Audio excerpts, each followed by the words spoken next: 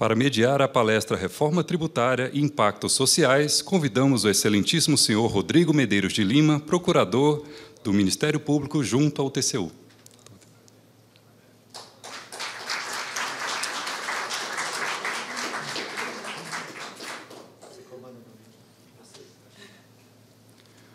Convidamos agora o palestrante, o excelentíssimo senhor Bernard Api, secretário extraordinário do Ministério da Fazenda para a Reforma Tributária.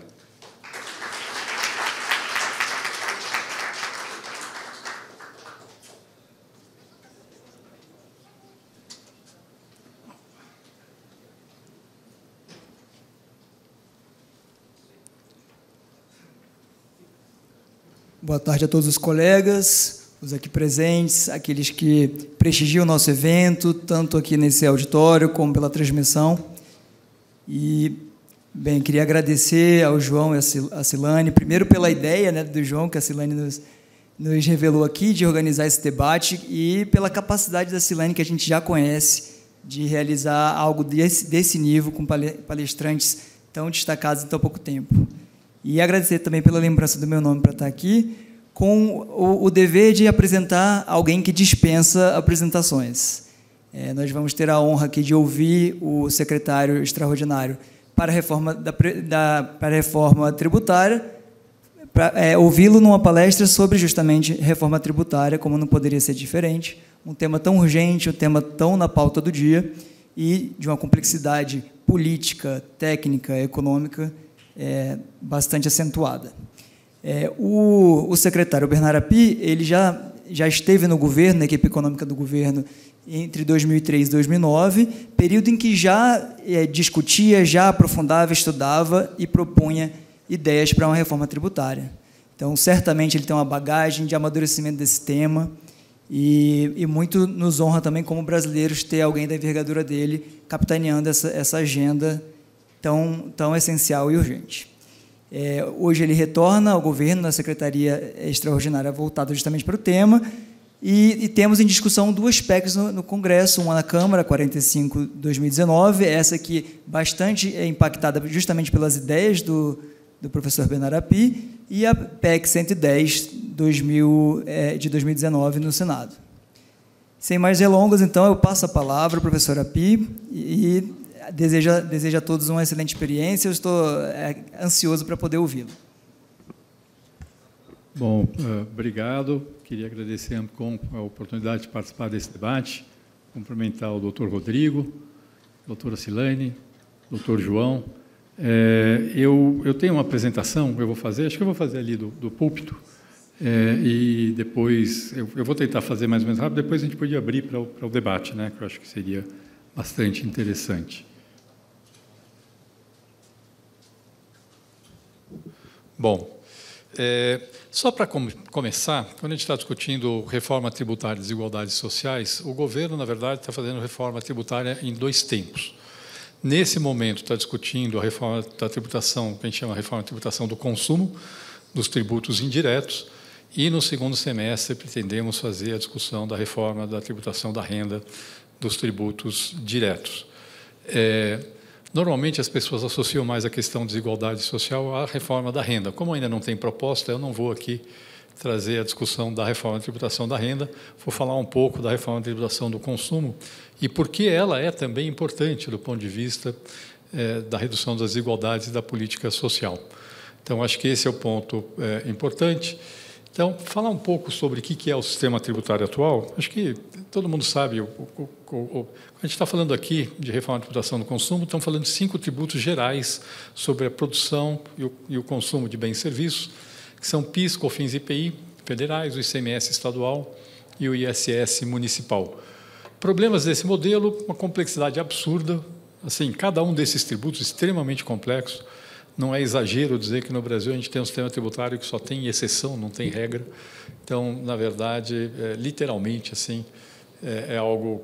e a complexidade implica em custo para as empresas, leva a litígio, e tudo isso é extremamente complexo. Tem até alguns dados aqui, quer dizer, nem vou falar aqui, eu peguei assim, o Manuel, que está comigo, ele é da Secretaria de Fazenda de Minas. Aí ele resolveu fazer um levantamento apenas da legislação do ICMS No Estado de Minas, tem 15 alíquotas, 41 hipóteses de crédito presumido, 61 hipóteses de redução de base de cálculo, sendo que redução de base de cálculo, quando você combina com a alíquota, vira uma nova alíquota, 82 hipóteses de diferimento, 233 hipóteses de isenção para milhares de itens, milhares de regimes especiais. O regulamento do ICMS tem mais de 1.000 páginas, 485 mil palavras, num único Estado. Num único Estado.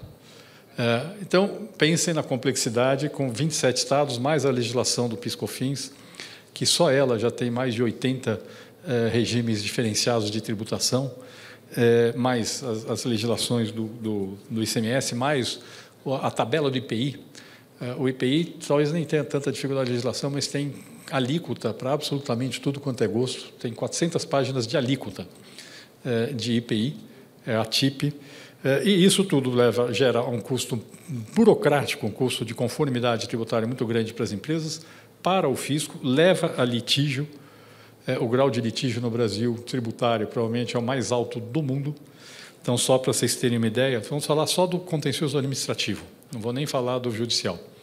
Contencioso administrativo no Brasil, esfera federal, estadual, municipal, é 20% do PIB. Para vocês terem uma ideia, na OCDE isso é 0,28% do PIB, na América Latina 0,19% do PIB. Nosso grau de litígio na esfera administrativa é da ordem de 100 vezes maior do que os nossos pares na América Latina e umas 80 vezes mais do que na Europa. Esse é o grau de disfuncionalidade que nós temos no sistema tributário brasileiro. Obviamente, o litígio não decorre apenas da complexidade do sistema tributário, tem outras causas, mas a complexidade é, sim, uma das causas do litígio tributário. Só para você ter uma ideia, nós temos hoje, segundo o levantamento mundial, 27 milhões de processos de execução fiscal no Brasil. Isso no judiciário. 27 milhões de processos de execução fiscal. Quer dizer, assim, a energia que a gente poderia estar gastando no desenvolvimento do país, nós estamos gastando em burocracia tributária e em litígio provocado pelo nosso sistema tributário. No caso da burocracia, o principal motivo, sem dúvida, são os 5 tributos que estou falando aqui, isso eu não tenho dúvida nenhuma. No caso do litígio, é uma das causas, tem outras causas, mas é importante. Então, toda a complexidade, falta de transparência, é impossível a gente saber quando a gente está pagando de imposto ou qualquer coisa que a gente está comprando. Tem lá uma lei que manda publicar lá a carga tributária estimada, é um número chutado, posso garantir para vocês que é um número chutado, porque é impossível saber quanto tem de carga tributária em qualquer coisa que você está comprando, porque depende de como ele foi produzido. Então, é impossível. Conflitos de competência, a gente não sabe, você passa anos discutindo se, sei lá, serviço de streaming pagava ICMS ou ISS, e por aí vai. Tensões federativas que resultam da guerra fiscal, entre as esferas da federação e dentro de uma mesma esfera da federação, no caso da guerra fiscal. Como eu já falei, litigiosidade, existe um sistema que, por conta de cumulatividade, ou seja, tributos que você paga ao longo da cadeia e não recupera, acaba onerando investimentos e exportações e tirando competitividade da produção nacional, uma enorme ineficiência alocativa. Então, provavelmente, de todos os efeitos da reforma tributária, o que tem mais efeito sobre o potencial de crescimento da economia, que as pessoas menos entendem, mas provavelmente é o mais importante. A estrutura produtiva brasileira está mal organizada por conta do sistema tributário. Então, dá um exemplo. O bom jeito de pensar nisso é pensar no mundo sem imposto. Pensa no mundo sem tributos indiretos. O Brasil sem esses 5 tributos que eu falei. Eu vou montar um centro de distribuição. Onde é que eu vou montar o centro de distribuição? Onde tem o menor custo de logística. Faz sentido. Aí, no Brasil, onde eu monto o meu centro de distribuição? Onde eu tenho o melhor benefício tributário. Então, tem mercadoria literalmente passeando, sai do estado A, vai para o estado B e volta para o estado A, simplesmente para poder se beneficiar de disfunções do nosso sistema tributário. Não é difícil de entender como isso acaba tendo efeito negativo para o crescimento da economia. Tá certo? Só que esse exemplo que eu dei, toda a vez que você tem diferenças na tributação, você está provocando esse tipo de distorção. Então, no Brasil é muito mais barato construir um prédio de concreto armado do que um prédio com estrutura pré-fabricada por razões tributárias, estritamente tributárias, porque a construção civil é menos tributada que a indústria e, portanto, eu escolho um método de construção que é ineficiente por conta do nosso sistema tributário. Vai somando todos esses efeitos, o efeito sobre o potencial de crescimento do país é extremamente relevante. Uma piora de ambiente de negócios e, na verdade, o efeito final de tudo isso é um grande comprometimento do crescimento econômico. A gente está falando hoje aqui de PEC 45 e PEC 110. De fato, na origem, elas eram diferentes.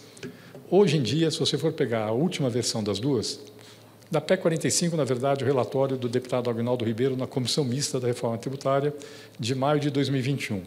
E, no caso da PEC 110, o relatório do senador Roberto Rocha, de março de 2022, as duas têm muito mais convergências do que divergências. Então, na verdade, a gente está discutindo basicamente a mesma reforma tributária na Câmara e no Senado, com pequenas diferenças. E o governo entendeu que, nesse contexto, era melhor não mandar um projeto novo para o Congresso Nacional, e sim trabalhar junto ao Congresso a partir dos dois projetos que já estão lá. Nesse momento está na Câmara dos Deputados, tem um grupo de trabalho que está fazendo isso, e a nossa função é dar apoio para esse grupo de trabalho para, a partir desses dois projetos, tentar construir o melhor modelo possível de reforma tributária para o país. Eu não vou ler toda essa tabela aí, mas aí são os princípios comuns entre as duas PECs na tributação do consumo, que estão nas duas PECs, está previsto nas duas PECs. Bom, o que tratam as duas PECs? Na verdade, o que elas propõem é substituir esses 5 tributos que eu falei que existem atualmente por 1 ou 2 tributos sobre o valor adicionado, mais um imposto seletivo de caráter extrafiscal. Imposto seletivo é para tributar produtos com impacto negativo na saúde e meio ambiente. Então, é extrafiscal, regulatório, não arrecadatório.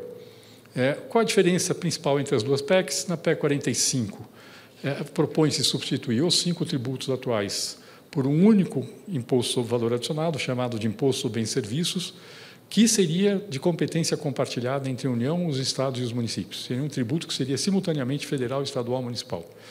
Na PEC 110, a diferença é um modelo que a gente chama de IVA dual, em que teria um tributo sobre valor adicionado que seria federal, que seria a contribuição sobre bens e serviços, que substituiria o PIS e a COFINS, e um imposto sobre bens e serviços que seria dos estados e municípios, que substituiria o ICMS e o ISS. E o imposto seletivo substituiria o IPI, dentro desse modelo. Então, no fundo, se a legislação for a mesma para os dois tributos, a rigor, não tem muita diferença entre ter um federal e um subnacional. A diferença entre as duas alternativas não é tão grande quanto as pessoas imaginam. É um pouquinho mais complicado para as empresas ter dois tributos sobre valor adicionado, mas, do ponto de vista em relação ao que é o sistema atual, é muito melhor.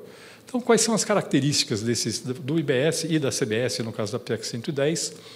São as características dos melhores IVAs do mundo. E aqui não tem nada de original, tá? Nós simplesmente fomos e procuramos na literatura o que se considera ser o melhor IVA possível. É uma base ampla de incidência, alcançando bens materiais e imateriais e a prestação de serviços. Isso é muito importante, ter essa base ampla por causa da nova economia. A fronteira entre o que é mercadoria e o que é serviço é cada vez menos clara. Então, hoje eu compro uma caneca.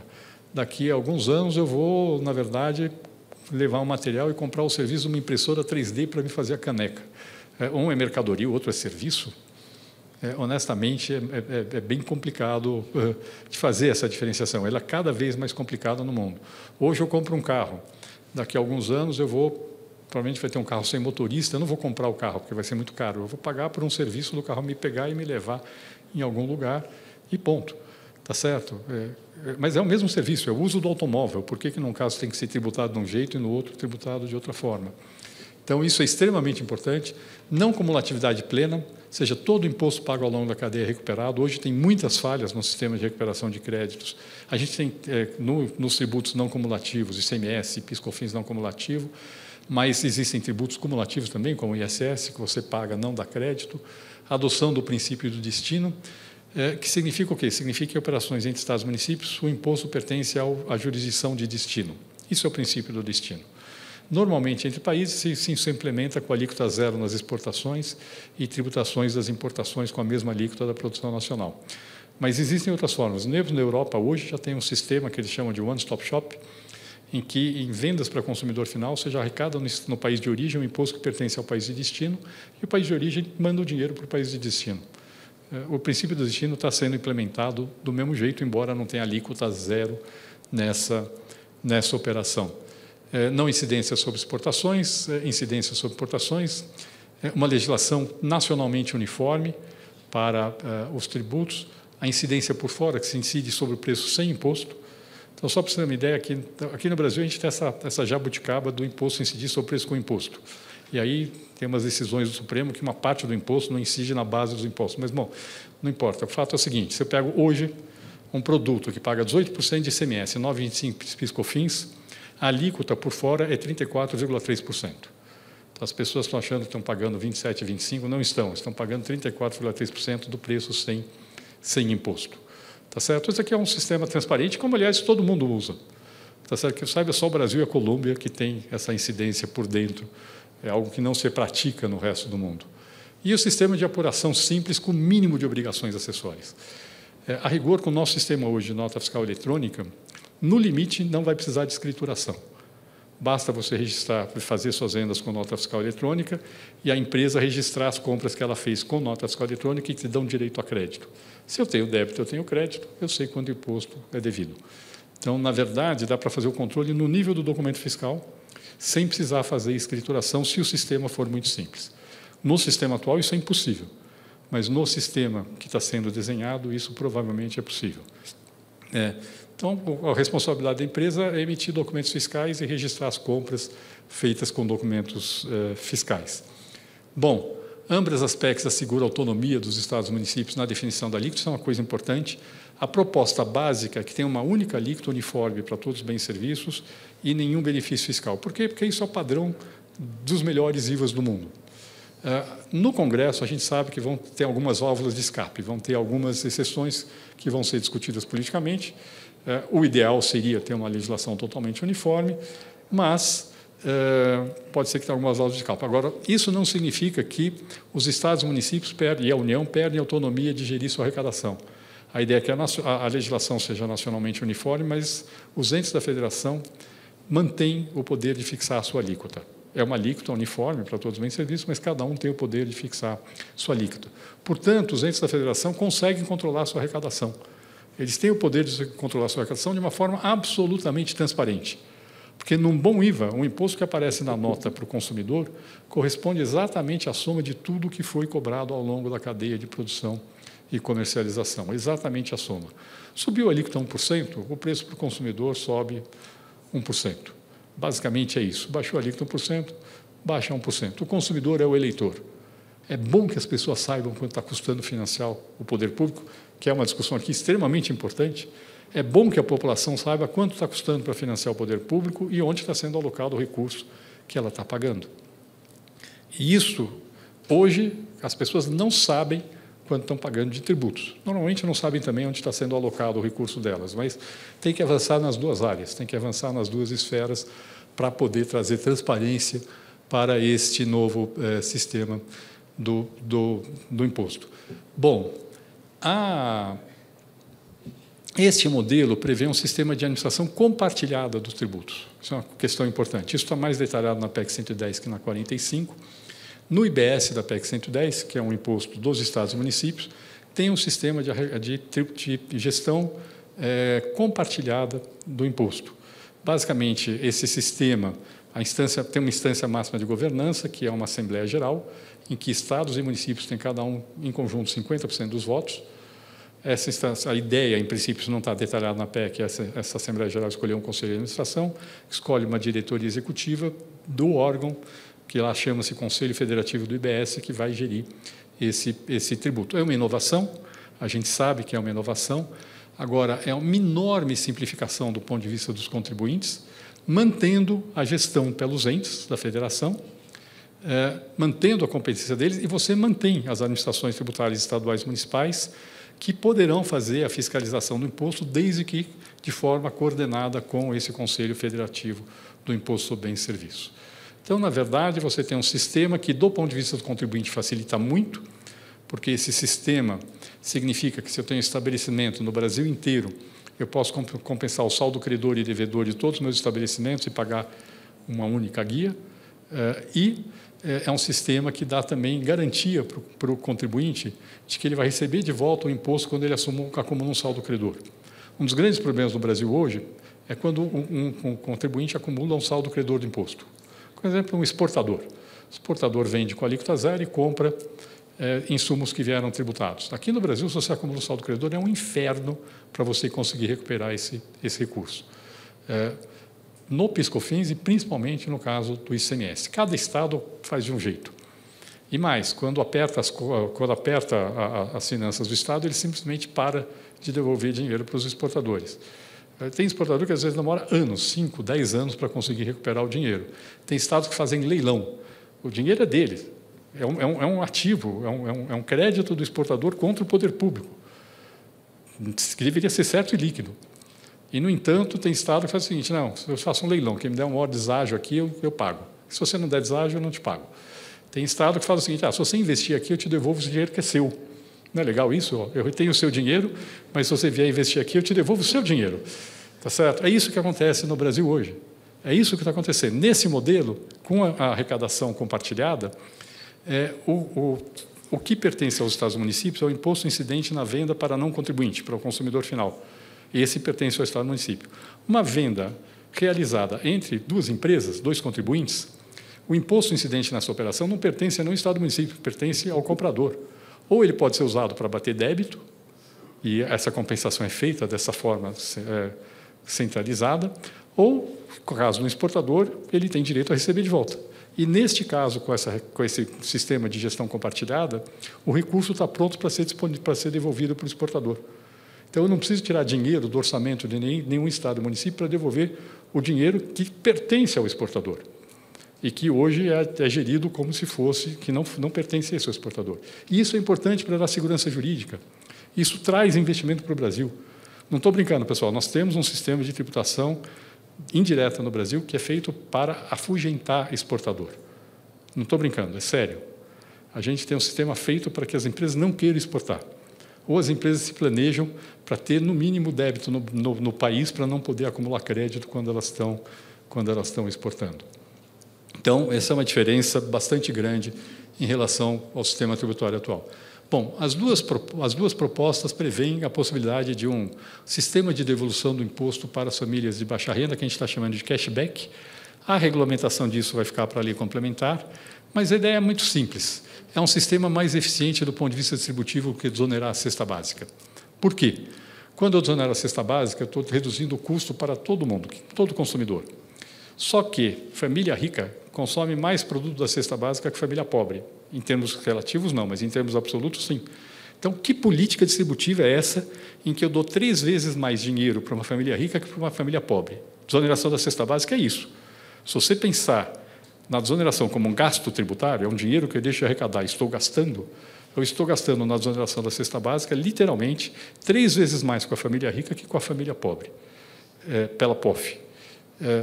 Essa é uma boa política distributiva? No modelo de cashback, você faz o seguinte: eu arrecado e devolvo para os pobres.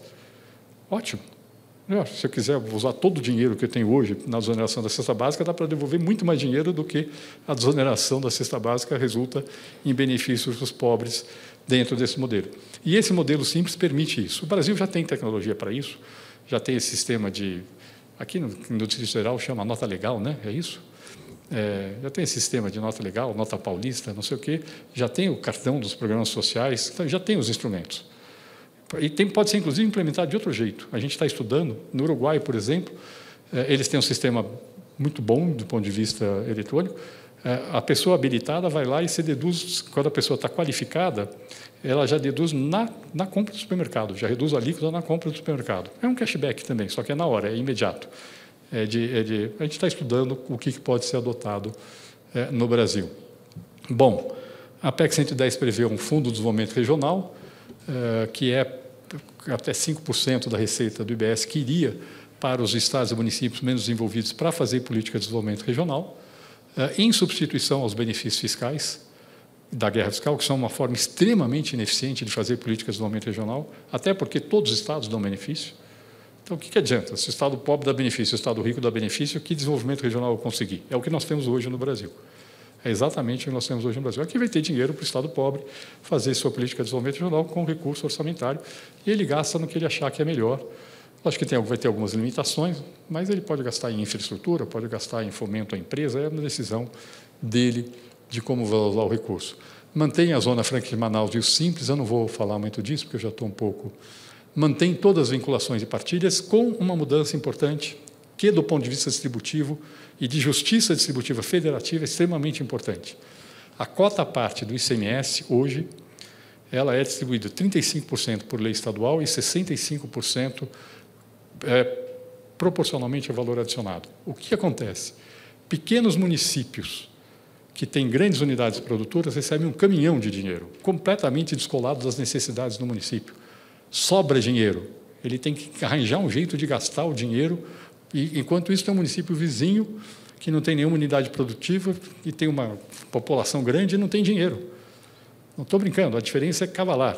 E o que se propõe nas duas PECs é mudar o sistema atual de a parte que é distribuída por valor adicionado passar a ser distribuído por população, que é um critério razoável de alocar recursos para fazer política pública. Tá certo?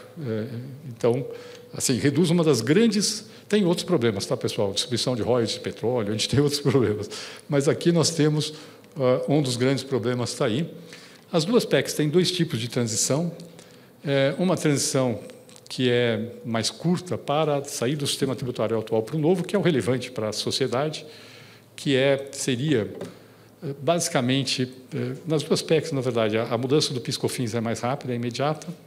A mudança para o ICMS-SS, ela demora uns 2 anos para começar, 2 anos, 2 anos e meio, e depois você tem uma redução a partir da publicação da lei complementar. Tá?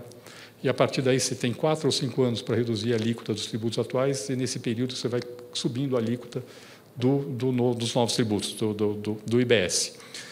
E isso é feito de forma a manter a carga tributária. A carga tributária agregada é mantida nas PECs. O que tem é que, nesse momento, eu fixo uma alíquota de referência que é adotada automaticamente para todos os estados e municípios, que é aquela que mantém a carga tributária atual, e os estados e municípios podem adotar a sua alíquota acima ou abaixo dessa alíquota de referência, mas aí com o custo político que isso, se quiser subir a carga tributária, o custo político que isso representa. E é muito bom do ponto de vista da transparência. Fala, eu estou subindo aqui 1% a alíquota e vou gastar em segurança pública. Vocês estão de acordo? Então, as pessoas falam, estamos de acordo, tá bom, então está ótimo. O governador promove isso, a Assembleia aprova, e se a população gostar, ele é reeleito. Se ela não gostar, ele não é reeleito. Assim, é bom, funciona bem. E tem uma segunda transição, que não tem nenhuma importância para as empresas, para os consumidores, que é uma transição na distribuição da receita entre os entes da federação, entre estados e municípios.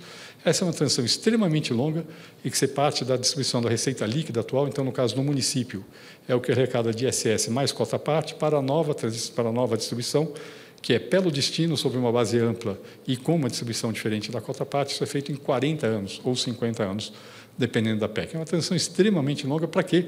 Para que não tenha nenhum impacto traumático nas finanças de nenhum ente da federação. Basicamente, esse é o motivo, mas não tem nenhuma importância para os contribuintes, não tem nenhuma importância para os consumidores. Para esses, termina em 7 ou 8 anos, entre 6 e 8 anos, na verdade.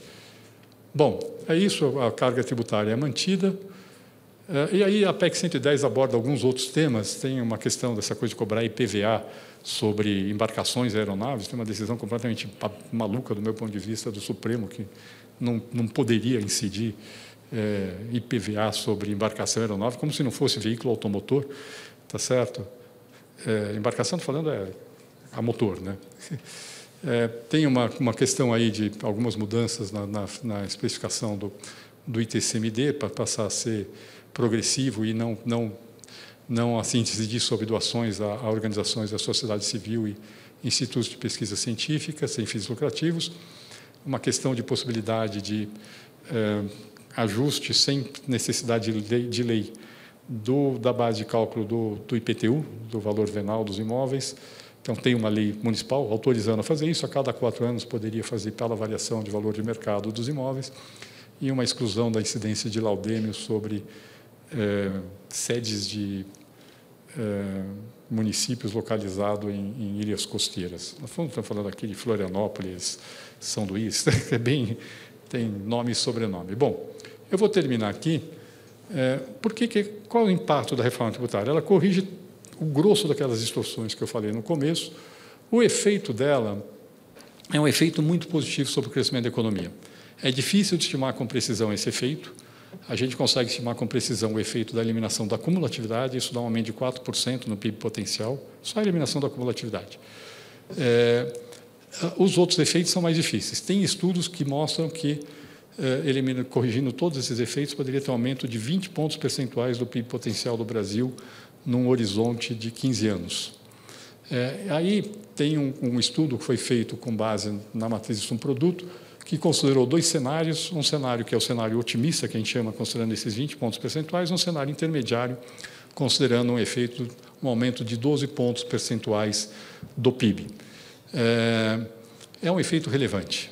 Nós estamos falando nos próximos 10 a 15 anos, em média, o PIB brasileiro cresceu 1% a mais ao ano durante esse período por conta da reforma tributária. É disso que nós estamos falando. O efeito é muito relevante, não é pequeno. Ele realmente, e esse é o motivo principal de fazer a reforma tributária. Considerando o PIB do ano passado, isso significa 1,2 trilhões a mais no PIB por conta do efeito da reforma tributária. Foi de 10 trilhões no ano passado, 12%, 1,2 trilhões a mais de reais no PIB do Brasil. O que é interessante é quando a gente vai olhar o impacto sobre os setores, mesmo considerando a alíquota uniforme, nenhum benefício fiscal, mesmo os setores que as pessoas acham que vão ser prejudicados, como, por exemplo, saúde pública, educação pública, a gente sabe que no Congresso provavelmente vai ter algum tratamento diferenciado para esses setores, mas mesmo se você adotasse uma alíquota uniforme, eles teriam um impacto positivo sobre o PIB, nesse cenário conservador. Por quê? Porque ele tem o efeito negativo de aumentar a carga tributária dele, mas ele tem o efeito positivo de aumentar a renda das famílias. E a demanda por serviço, ela cresce mais do que o aumento da renda das famílias. Então, o setor que mais se beneficia quando aumenta a renda das famílias é o setor de serviço. Por incrível que pareça, que é um daqueles que se opõe à reforma tributária. Então, é importante entender isso como um jogo de ganha-ganha. Quando a gente considera efeito sobre o crescimento, todos os setores da economia, não estou dizendo todas as empresas, mas todos os setores da economia ganham e todos os entes, praticamente todos os entes da federação ganham, quando a gente considera o efeito sobre o crescimento. Bom, a reforma tributária tem efeitos positivos do ponto de vista da distribuição federativa da receita.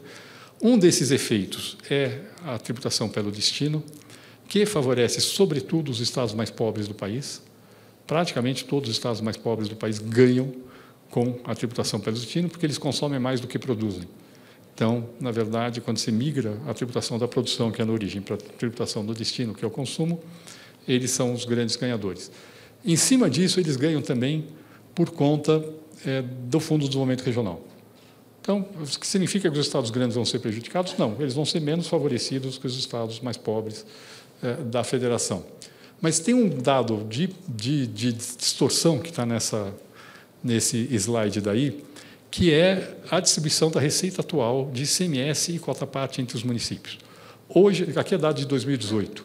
Em 2018, o município do Brasil que mais tinha receita de ISS e cota-parte tinha uma receita de R$14 mil por habitante.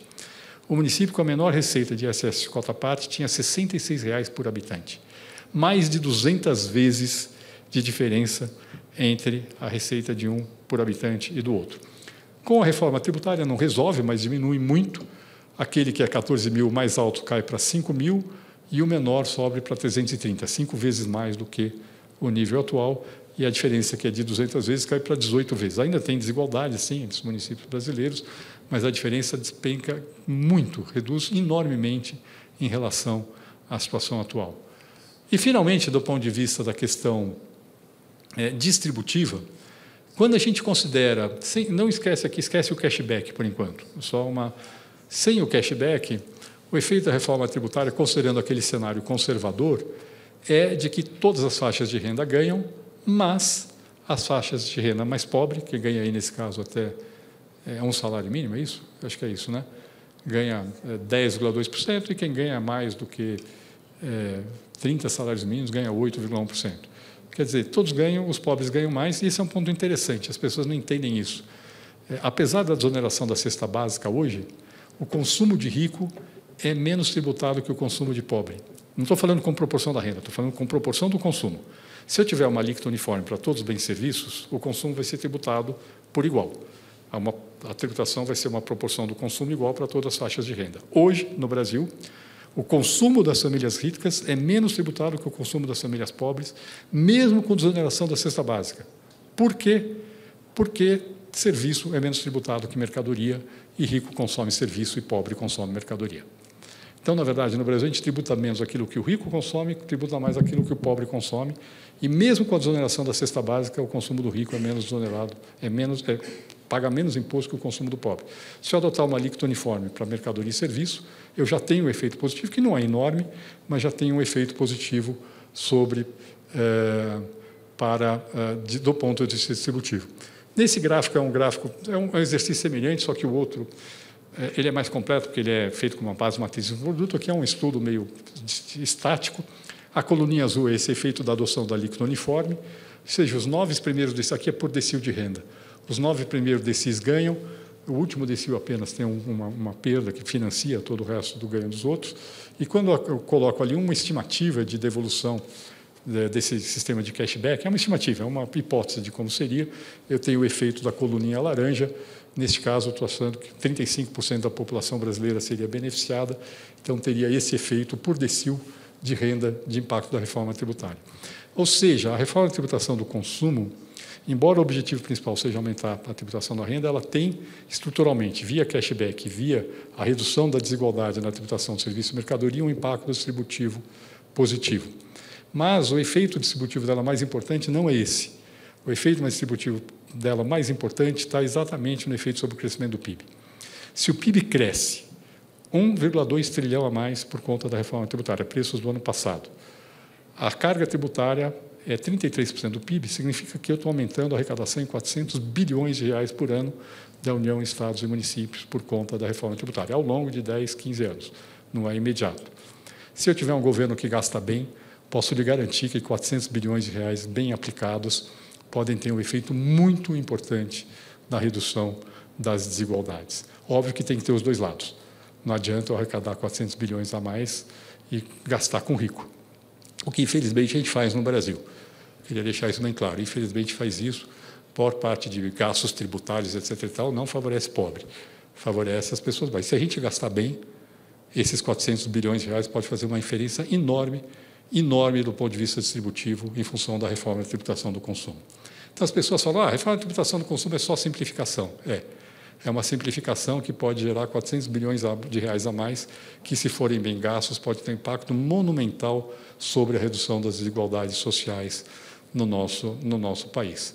Então, não vamos subestimar o efeito da reforma tributária sobre a redução das desigualdades. O efeito direto é pequeno, sim, é o que está nesse gráfico aí, não é muito grande, é um efeito moderado, importante, aumentar 6% o poder de compra dos 10% mais pobres não é ruim. E reduzir um pouquinho, sem contar o efeito sobre o crescimento dos 10% mais ricos, não é ruim, é bom. Mas o efeito principal está, sim, no aumento da arrecadação, mantendo a carga tributária, eu arrecado mais, porque o PIB cresce mais, e se isso for bem gasto, pode ter um efeito, que é o resto da discussão que vocês vão fazer aqui, pode ter um efeito muito importante sobre a redução das desigualdades. Muito obrigado.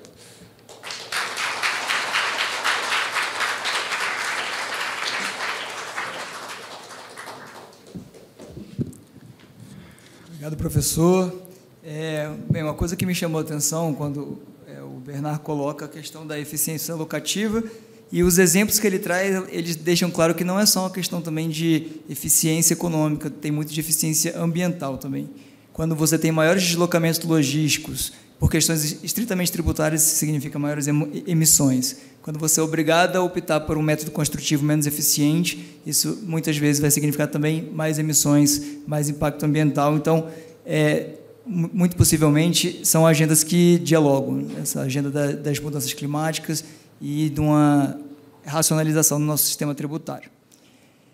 Antes de passar para as perguntas, eu vou aproveitar aqui minha posição para colocar uma pergunta para o professor Bernard, sobre queixas que existem em relação da parte dos setores de prestadores de serviço, especialmente daqueles cujos custos recaem majoritariamente sobre mão de obra, que defendem que, por isso, eles não teriam como tanto crédito assim nos seus custos, porque mão de obra, a princípio, não gera crédito, e, nesse sentido, há quem defenda que seria possível, que seria interessante permitir também o creditamento de mão de obra.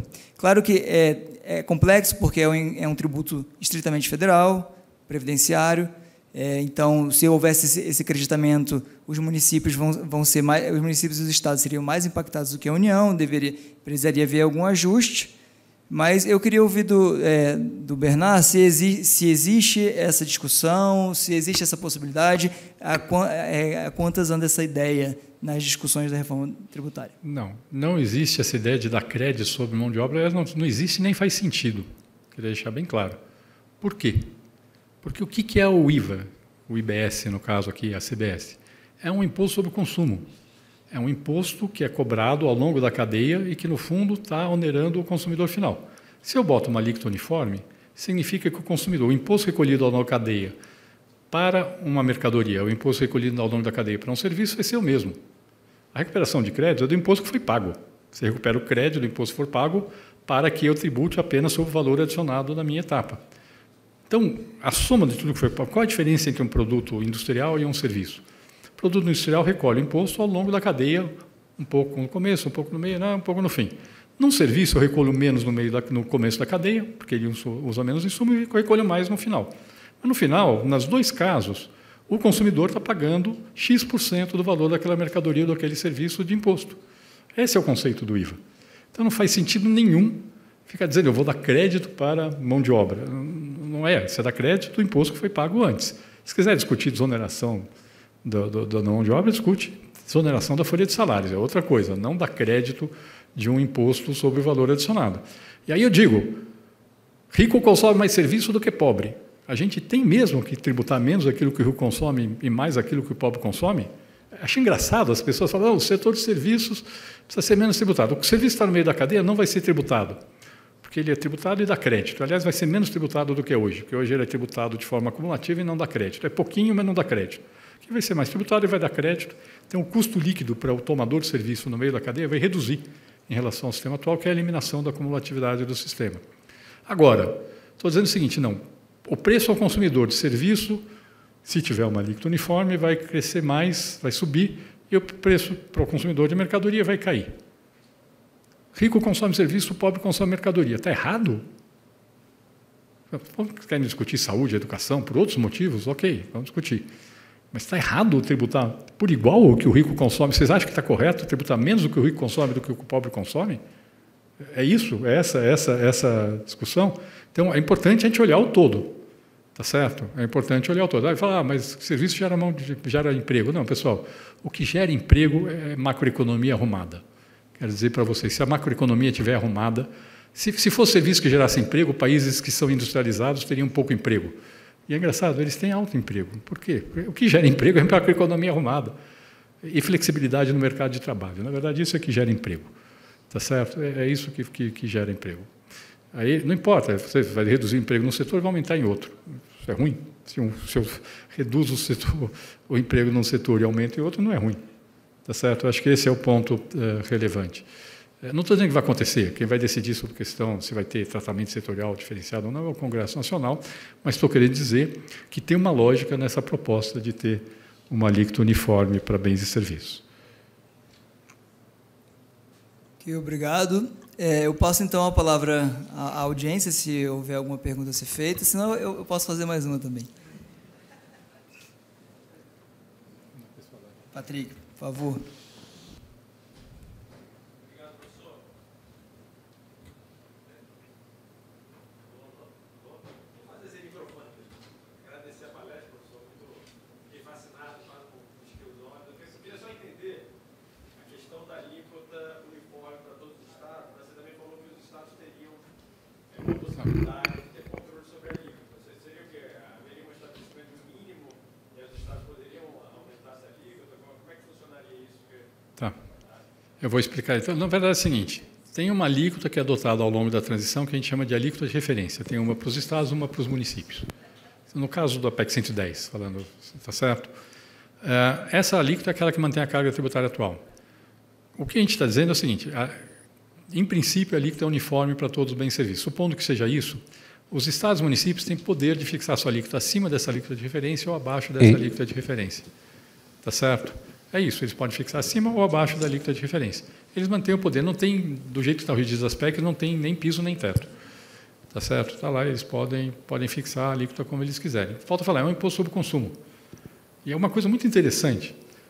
O IVA tem que ser um imposto sobre consumo. Quer dizer, quem está arrecadando, eu estou arrecadando no meu consumidor o imposto que eu vou usar para prestar serviço para o consumidor, que na verdade é o cidadão do meu estado, do meu município. Tá certo? Hoje, no Brasil, com esse sistema de tributação mista na origem e destino, um cidadão do Piauí está pagando imposto para São Paulo, quando ele está comprando um produto no Piauí, literalmente. Se o produto foi produzido em São Paulo, ficou uma parte no imposto São Paulo, uma parte no Piauí, e ele está pagando uma parte do imposto dele para São Paulo. Que lógica tem essa? Quem está prestando serviço para ele é o estado onde ele está, tá certo? Então, acho que não sei se deu para entender a coisa das alíquotas. A alíquota, você mantém a autonomia.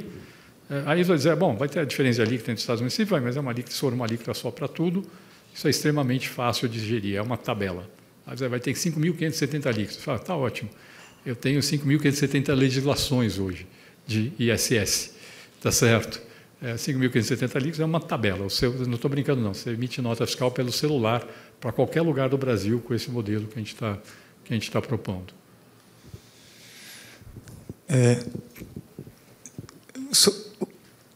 Perdão, eu vejo que o senhor está aqui numa plateia de técnicos, mas a decisão final vai para o Congresso Nacional, que é uma miríade de interesses, como o senhor falou, setor de serviço, setor de indústria. E o que eu queria saber é, com a experiência com o senhor, que já vem trabalhando essa reforma há muito tempo, o que é que se tem feito para convencer nossos políticos a chegar a um consenso, a uma maioria, e se há uma perspectiva real desse atual governo de passar essa reforma tributária? Porque faz muito tempo que a gente discute a reforma tributária, acredito que está muito maduro, pelo menos essa fatia, né, da reforma tributária, mas o que é que se tem feito como técnico, qual a estratégia para convencimento do novo Congresso para que isso tenha alguma perspectiva real de ser aplicada? Bom, o que nós temos feito, volto a falar, o trabalho do governo, nesse momento, do Ministério da Fazenda, é dar suporte para o Congresso nas decisões sobre a reforma tributária. Qual a melhor forma de mostrar, de ligar com isso? É com transparência. É chegar para os setores, para todo mundo, e falar o seguinte: Congresso, ok, tem o setor X que é uma alíquota mais baixa, eu tenho que manter a carga tributária, isso é um pressuposto. Se você der um tratamento favorecido para esse setor, você vai ter que ter uma alíquota mais alta para os outros setores para poder manter a carga tributária. Então, no fundo, é o Congresso que vai ter que arbitrar em função de saber que, se você quiser dar um tratamento favorecido para um, os outros vão ter que pagar uma alíquota mais alta para poder manter a carga tributária. Então, acho que esse é o ponto que é como a gente pode colaborar para o debate. E mostrar que tem algumas situações que não tem, mas eu nem vou entrar aqui em detalhe, que nem faz sentido discutir ter diferença de tributação. Tá certo? Faz diferença eu ter uma alíquota mais baixa para a impressora 3D, para o serviço da impressora 3D, do que para o produto industrial? Não faz. Tá certo? Só estou dando um exemplo aqui. Um é serviço, outro é mercadoria, não faz sentido ter uma alíquota. Eu acho que todos os congressistas concordam com isso, inclusive. Então, nossa função é uma função com transparência, ajudar as decisões políticas sobre a reforma tributária e tentar explicar quais são os custos e benefícios de diferentes alternativas que estão sendo discutidas. Eu acho que isso tem ajudado no debate com os setores, tem sido bastante positivo. E o fato é que, de fato, hoje, eu acompanho esse tema faz tempo, mas hoje nós temos, eu nunca vi um ambiente tão favorável à reforma tributária. Teve uma pesquisa recente, na semana passada, no Congresso Nacional, 68% dos deputados acham que a reforma tributária vai ser aprovada esse ano. Não é a reforma da tributação do consumo, né? Não é pouco, é um número expressivo que realmente acha isso. Se você fosse perguntar isso 1, 2 anos atrás, o número ia ser muito, muito menor do que esse. Por quê? Porque, na verdade, é prioridade para o governo e virou prioridade para o Congresso, e mesmo os setores Eu converso com vários setores. Mesmo os setores que vêm lá, acham que vão ser mais tributados, que vêm pedir algum tratamento favorecido, todos eles falam, não, mas precisamos corrigir as distorções do sistema tributário atual. Tá certo? Então, tem uma percepção da sociedade que o nosso sistema tributário, como está hoje, não dá mais. Não dá mais. Literalmente, a gente criou um sistema que está impedindo o Brasil de crescer. Não é o único motivo, mas certamente um dos motivos pelos quais o Brasil tem crescido tão pouco ao longo das últimas décadas é o nosso sistema tributário. Então, eu acho que tem um ambiente favorável, sim. Obrigado, professor. O Sérgio, há um bom tempo, já tinha me sinalizado com 5 minutos. Temos tempo para mais uma pergunta? Mais uma pergunta, Então, mais uma pergunta. Última pergunta, por favor, Silane. Só mais uma. Bom, realmente urge uma reforma tributária, porque o nosso sistema é muito complexo, tanto para o contribuinte entender, para a sociedade entender, quanto para as empresas. E estabelecer uma alíquota única, né, é muito bom, mas, pelo que eu entendi, ela não é bem única, né? Cada ente federativo vai poder majorar ou minorar a sua alíquota. Então, em tese, a gente poderia ter aí 27 alíquotas. 5.570 alíquotas, porque os estados e municípios podem ter. Nossa, é verdade, por causa dos municípios. Mas em cada ente apenas uma. Sim. Então, continuaria tendo essa certa complexidade, mas nem tanto, né? Porque não é mais por produto. E a guerra fiscal também continuaria tendo. Não. A guerra fiscal existe por conta da tributação na origem. A guerra fiscal só existe porque o imposto é cobrado na origem. A guerra só existe porque, quando o consumidor de São Paulo está comprando um produto de outro estado, ele está pagando imposto para outro estado. Então, o outro estado fala o seguinte, eu reduzo aqui a carga de você, empresa, se você vier produzir aqui para vender para o consumidor em São Paulo. Na hora que a tributação é no destino, não tenho como dar benefício para atrair empresa. Sem contar que a legislação vai ser uniforme, não vai ter possibilidade de dar benefício fiscal. Mas isso vai ter o Fundo de Desenvolvimento Regional para quem quiser fazer política de desenvolvimento, se quiser dar subvenção para a empresa, é uma decisão do Estado. A guerra fiscal existe por conta da tributação na origem. Pode ter aquilo que a gente chama de guerra no consumo, mas que é uma coisa de segunda ordem perto do que é a guerra A guerra no consumo é o seguinte, fala, olha, eu moro em São Paulo, e aí Osasco baixou a alíquota, então eu vou sair de São Paulo para comprar em Osasco as coisas em vez de comprar em São Paulo. Mas tem que lembrar que, do jeito que está montado, Osasco tem que baixar a alíquota para tudo. Então não dá para baixar a alíquota para televisão. Vai ter que baixar a alíquota para combustível, eletricidade, telecomunicação, roupa, comida, tudo.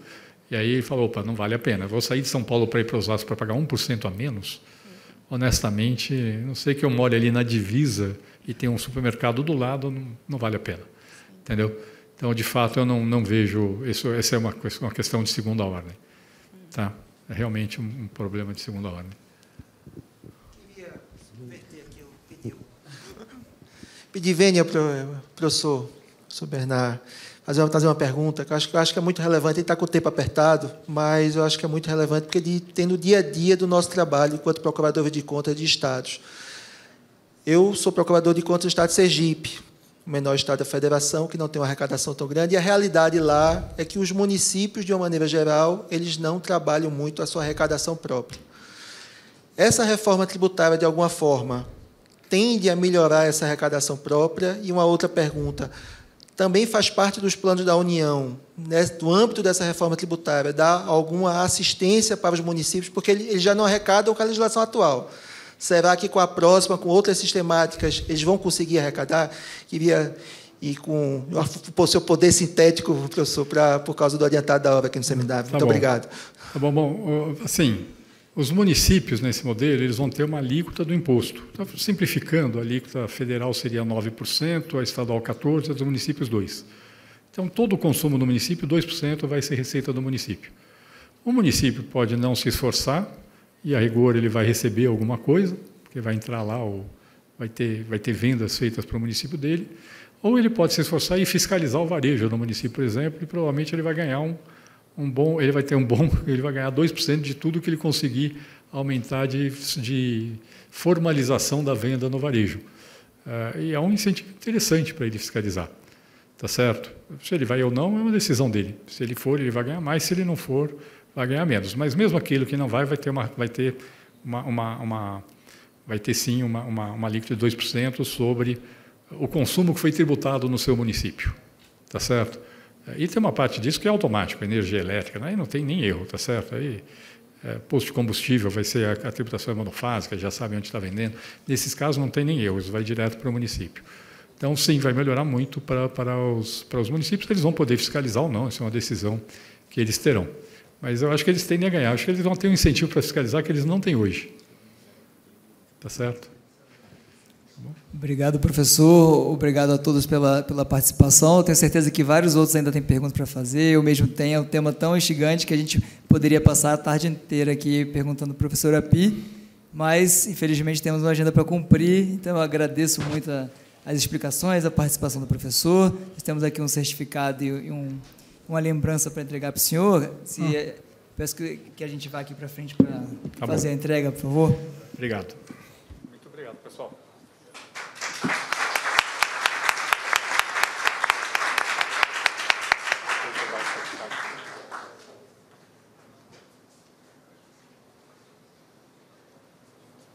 Aqui em cima.